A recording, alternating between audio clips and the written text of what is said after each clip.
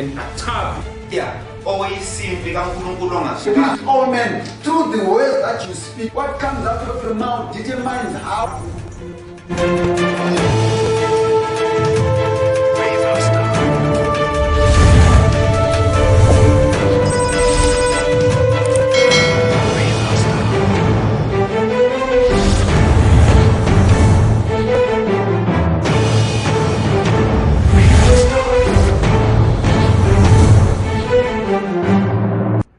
Libingelela lonke ngegama lenkosi lomsindisi wethu Jesu Kristu.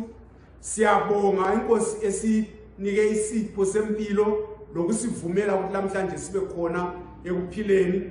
Siyaqhubekela phambili ngezifundo zethu ngokuhlalisana ngokuthula la ngokwelatshwa kwezilonda ama-historical le-current trauma. Sikunanzelele ukuthi izilonda lezi ziyavezwa ngabantu abasilimazayo ngokuseduze emulini ku-micro level. Sibonile abemuli kaDavida kusiba le-sexual abuse, kusiba le-physical abuse, uAmnoni ebamba udadewabo, kube sokuthi uAbsalom abulale umfowabo. Siyananzelela ukuthi izilonda lezi ziyavela futhi at meso level, lapha esibona khona ama-organizations lasemsebenzini ezinkonzweni abantu belimazana.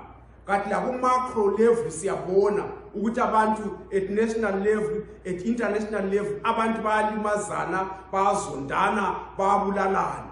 Sibonile futhi abafana uHofni noPhinehas ababekhokhela etempelini eShilo belimaza abantu, be-abuse authority, besiba le-corruption. Zonke lezo izilonda ezinye ezeminyaka, ezinye eziqhubekayo khathesi, ezisilimazayo, zenza abantu bangabi lokuthula. Ngaleyo ndlela silomlando wokuthi sibone ukuthi siyasizakala, siyalungisa indlela zokuthi selapheke.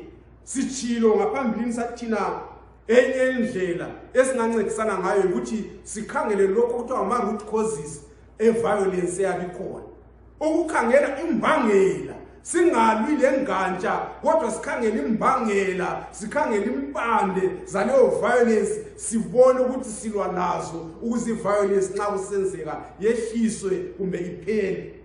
Sikhulumile futhi sathi thina singacreate i-safe space, ukuvula indawo yokuthi sinike ukuthi bakhulume okubahluphayo ngaphakathi ezinhlizweni zabo. Abantu abalinyaziweyo labalimazileyo baphiwe ithuba lokuthi babe le-truth telling, bakhulume ukuthi bona kuyini okwenze benza lesi sika, bazwa njani ngesika esenziwe empilweni zabo. Sikhulumile ukuthi kuhle ukuthi sidinge bonke abantu aba-involved ku-violence. Abanye bayebecatshile bengabonakali, kodwa bonke kabadingwe ukuze bangasali bebasimlilo kuvuke futhi violence ibentsha. Sikhulumile sathina kuhle ukuthi abantu bengabi passive. Kungathi kungenzakala ulutho sithule, singasebenzisi amandla esiwaphiweyo ukulungisa lolo hlupho, senzangana sikho inhlupho ziqhubeka kuze kuvele izika zelekane. Sitshilo sathi singabi nomoya wokuthi thina omama bathi bona hayi kuthula kusaziwa, thina omama vela sivunyelwe ukukhuluma, sisekela abantwana bebulawe ifuture yabo. Ngaleyo ndlela kasibone nini ukuthi wonke uluhlupho okuveza udlakela empilweni zethu lezigabeni kuyalungiswa. Enye indlela esisakhuluma ngayo namhlanje yokuthi selapheke kuzilonda ezivelileyo zabakhona empilweni zethu ukuthi sibe ngabantu abaxolelayo, sibe ngabantu abaxolisayo, sibe ngabantu abazixolisayo. I-forgiveness. Sizabala-ke uFilimoni ivesi lika-8 sevesini lika-14 kulotshwe ngale indlela. Ngalokho-ke ngilesibindi esikhulu kuKristu sokuba ngikulaye ukuba wenze lokhu okufaneleyo, kanti ngenxa yothando kungcono kukuncenga njengoba nginje mina Phawuli oyisithunywa engiyisibotshwa futhi ngenxa kaKristu Jesu. Ngiyakuncenga ngomntanami engimzeleyo ukubotshweni kwami u-Onesimo. Kade engelasizo kuwe kodwa khathesi ulosizo impela kimi lakuwe. Ngiyambuyisela kuwe ngokungathi ngibuyisela inhliziyo yami uqobo. Bengingafisa ukumbamba ahlale lami ukuze angisebenzele esikhundleni sakho ngisekubotshweni kwami ngenxa yevangeli, kodwa kangithandanga ukwenza ulutho ngaphandle kwemvumo yakho, ukuze umusa wakho ungabi ngokubanjwa ngamandla kodwa ube ngowesihle. Nanka amazwi esathatha khona indaba yokuxolela yeforgiveness, esibona khona uPawuli ebhala incwadi eyibhalela uFilimoni abe seyiphathisa uOnesimo. Kubonakala ukuthi uFilimoni yayindoda yayinothile eyayikhonza ebandleni laseKolosi. Manje wayelezisebenzi esike sezisebenzi sakhe kwakungu-Onesimo, Onesimus wasesiba lokuganga kwaba lento ayiphambanisileyo emzini kaFilimoni. Wasebaleka ngoba ngalesi sikhathi abanini izigqili bebelamandla amakhulu phezu kwezigqili ukuthi bebengasitshaya isigqili basixotshe basithengise basibulale ubona bengabotshwa. U-Onesimo nxa esebonile akwenzileyo emzini kaFilimoni uyabaleka abe sesiyawela ezandleni zikaPawuli owayebotshiwe asejele. uPawuli abe semchumayeza amazisi ivangeli, Onesimo asindiswe azinikele kuKristu. uPawuli abe sebhala incwadi. Kuyikukholwa kwami ukuthi uOnesimo wavuma lecala lakhe kuPawuli, ngoba nxa sivuma izono kumele sizivume zonke. Athi nxa esesindisiwe esevumile izono, uPawuli uyabhala incwadi abhalele uFilimoni ayiphathise uOnesimo ukuthi ahambe laye. Nxa ungakhangela ivesi lika-1 sevesini lika-3, uPawuli uya-address incwadi kuFilimoni. Abuye phakathi kwaleyo ncwadi ayi-addresse umkaFilimoni, abuye ayi-addresse lo wayengupastor ebandleni laseKolosi, abuye futhi abingelele lonke ibandla laseKolosi. Sengani uPawuli uthi indaba lesika lokuganga okwenziwe ngu-Onesimo ukwenziwe kwaziwa ngabo bonke laba bantu, kuyaziwe esigabeni, kuyaziwe ebandleni, kuyaziwe ngolimi. Le into yenziwe ku-public. Ngaleyo ndlela nxa isilungiswa ezoxolisa u-Onesimo kumele futhi axolise ku-public, kungayenziwa ku-private. Uyabona kulezinye izinto ezenziwa ku-public zibe sezilungiswa ngasese, kube sokusenza ukuthi kuqhubeke imisindo khona, abantu bebuza bengumuneka besikathi kuhambe njani. Ngaleyo ndlela uPawuli ufisa ukuthi kube clear, kungabi lelitshe elisana phezu kwelinye. Abe sebhala-ke ebhalela bonke laba bantu. Nxa eqeda ukubhala lawo mazwi, ivesi lika-4 kusiya kwelika-7, uPawuli uthi yena, ngiyayazi indlela oziphatha ngayo, le ndlela oyiyo yona. Ukhuluma ngama-values awabonayo kuFilimoni. Uthi uthando olalo kuNkulunkulu, uthando olalo kuKristu luyamangalisa. Le ndlela othanda ngayo ibandla, le ndlela ozinikele ngayo kuyinto emangalisayo kukhulu, kuyavuselela ukukholwa kwami lanxa ngisejele. Abe sesithi yena, indlela ongithanda ngayo mina Pawuli inkulu iyamangalisa. Khona lokho uPawuli abe sesithi nxa kunjalo uthando lwakho lumangalisa kangaka, akube indlela futhi ozathanda lozamukela ngalo uOnesimo osuke wonile emzini wakho. Sengani uPawuli uyananzelela ukuthi abanye empilweni yethu kulula ukuthanda abantu esihlangana nabo emsebenzini, kulula ukwamukela nokuxolela abantu ezinkonzweni, kodwa laba abasonayo ngekhaya esihlala nabo nsuku zonke kuhlale kuyingwelenja, ukukholwa kwethu kube ngokwale kungabi ngokwalapha. uPawuli uthi yena le indlela othanda ngayo ebandleni, othanda ngayo uKristu, lothanda ngayo mina Pawuli, kuhle ukuthi yena leyo ndlela kube yiyo ozakwamukela ngayo uOnesimo. Abe seqhubeka uPawuli evesi indlela yemediation, uthi nxa uzakuba umuntu ozakuxolela uOnesimo, ngiyakuncenga ukuthi akube yikuzikhethela, akungabi ukuthi mina ngubambe ngamandla, kodwa ke mina angizi njengompostoli, angizi njengomuntu wakuchumayezayo wena Filimoni losechumayeza uOnesimo, kodwa ngiza kuwe njengesibotshwa sikaKristu nanjengenceku kaKristu, ngiza kuwe nginguPawuli. Uthi amfuni ukusebenzisa i-authority ku-mediation yami. Nxa ngisiba ngumlamulankunzi amfuni ukubuya njengenduna, kodwa mfuna ukuza kuwe silingana, ngoba ngaphansi kwesiphambano siyalingana. Enye indlela eyenza abantu bangaxolelani, bangaxolisi, yikuthi abantu baba le pride. Kwathi uPaul uthi ngifuna ukuza kuwe njengenceko. Athi angifuni ukusebenzisa amandla ami. Sizwile verse ka13 lika 14.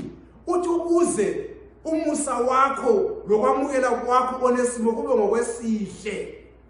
Abese qhubekela phambili verse lika 18 uPaul uthi yena enye izinto eqhakathekileyo ukuthi nxa kukhona awonileyo uOnesimo kubize kimi. Nxa kukhona akukweledayo kubize kimi mina ngizakubhadala. Kungayisikho ukuthi wena uyabusukweleda kimi kodwa kube ngoba sokuphelile. uPaul uveza indaba yerestitution ukuthi abantu nxa bengasiyosonela kwesikhathi bayasibulalela impahla kwesikhathi basebenzise izilima uthi kumele nxa kuvuma kubhadalwe khona lokho. Indaba yokuxolela indaba yokuxolisa asiyondaba elula indaba enzima kodwa kumele siyenze ngoba ilizwi likaNkulunkulu litsho njalo. Thina sibizele ukuxolela sibizele ukuxolisa sibizele ukwamukelana ngoba uKristu laye wasamukela. Umuntu okumele umamukele omunye wokuqala ngumuntu oseduzane kwakho njengalokho uFilimoni kumele ayemukele Onesimo. Abantu abasilimazayo okumele sibaxolele ngabantu esiphila nabo insuku zonke. Nxa ungumuntu osemsebenzi khathesi uyahawula ifeature yakho ilimele ulomlando ukuthi lowo muntu umxolele. Lawo nxa usindisiwe waxolisa omunye umuntu emsebenzini uxolise. Abanye abantu okumele sibaxolele mhlawumbe umkakho usephumile wayaganga wabuye phethe umkhuhlane wakunikeza la uyagula akumnandi empilweni yakho kodwa ilizwi lisibonisa ukuthi sibaxolele abantu abanjalo. Yezwa ukuthi ngikhuluma into engalula. Yezwa ukuthi ngikhuluma into enzima. Nxa ngikhuluma ngisezenje ngiyakhumbula ukuthi eRwanda ngale ama-rebels eza afike esikolo athatha abantwana bonke abangamantombazana bahamba nabegangeni. Omama abanikazi babantwana bahlupheka baya kuma-organizations baya kuhulumende wehlula ukuthi ama-rebels arelease abantwana. Kwaze kwafika ithuba lokuthi omama laba balungisa bathi asambeni siye esikolo lapho abantwana bathathelwa khona siyekhuleka. Baba ngabantu abakhulekayo izinsuku ngezinsuku bathi nxa babefika ukuthi bakhuleke babekhuleka umthandazo wenkosi kuqala bengakayi kuma individual prayers. Kodwa nxa basebefika kuMatthew 6 verse ka12 lapho iBhayibheli lithi khona sithethelele njengoba lokhu lathi sibathethelela abasonayo. Uthi babethula bathi zwi kuthi cwaka ngoba kwakuzima ukuthi bathi baba sithethelele amacala ethu njengoba lathi sibathethelela abasonayo. Kwakuzima ukuthi bathethelele ama-rebels. Uthi bathule bathi zwi bayoleqelelana ivesi kuze kufike ethubeni lokuthi badlule bayenza ama-individual prayers abo. Kwathi ngelilanga umunye umama wathi hayi bathandekayo asenze kuhle umthandazo wethu incomplete nxa sisezenje asiwaxolele ama-rebels lawa ngoba ama-rebels lawa kwasekulabantu abanye abantombazana ayesenabantwana khona legangeni. Kodwa-ke bathi asibaxoleleni nje.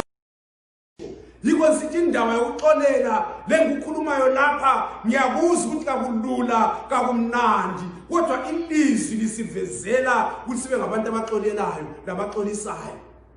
Abanye siyawukhuleka walo mthandazo sithi baba sithethelela amacala ethu ngoba lathi sibathethelela abasonayo kodwa singathetheleli. Sibe nesibindi samangamanga. Thina sibizelwa ekuxoleleni. Ungaba ngumntwana abazali bakho bakudela ngabakondlanga wahlala komalume wakhuliselwa kuma step parents akuhlukuluza waba yisigqila kodwa ulomlando kumthethelela umzali wakho umamukele ngobe umzali wakho nxa ususindisiwe.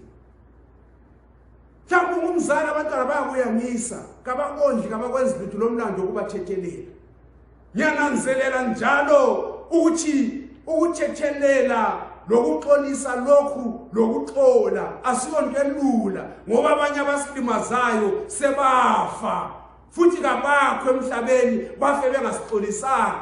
Abanye bale pride la khathesi bayaphila kabafuni ukusixolela kodwa thina silomlando ukuthi sibaxolele ngoba impilo yethu sibizelwa ukuthi sixolele. Ivangeli vela so bed of roses ivangeli kwesisikhathi libuhlungu lisenzisa izinto ezimangalisayo kodwa kumele sizenze ngoba endleleni yokukholwa kumele sihambe njalo.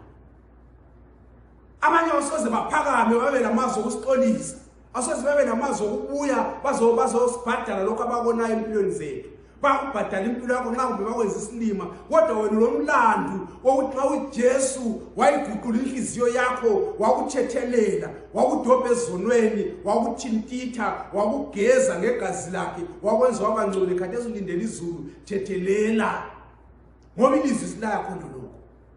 Banye abantu kumele ubathethelele ngumuntu, ngumakhelwane, ngumzalwane owamtshela yakho, wamtshela ingaphakathi yakho yonke, wezindaba zakho seziphapha emalayinini, kodwa xolela ngoba waxolelwa. Abanye abantu silomlando nxa senza isiga sokuthi lathi sixolise, njengalokho uDavida eselandwe nguNathani wavuma ukuthi mina ngamthatha uBhetisheba ngamenza umkami, ngabulalisa umkakhe uRiya. Siyabuzwa kumaHubo 51 uDavida esevuma ukuthi izandla zakhe zigcwele igazi, ethi mina ngenzile ububi necala lami ngiyalazi, Nkosi dala kimi inhliziyo entsha. Bathandekayo, ngokuxolisa, ngokuxolela, ngokuvuma ukuthi ngilinyaziwe, siyelapheka, siyazelapha. Ngokwala ukuxolisa, ngokwala ukuxola, ngokwala ukuxolela, wenza ukuthi ulethe, ucultivate inzondo ihlale ngaphakathi kwakho, ungakhule ekukholweni, ungakhule empilweni yakho yensuku zonke, wenze impilo ibe nzima.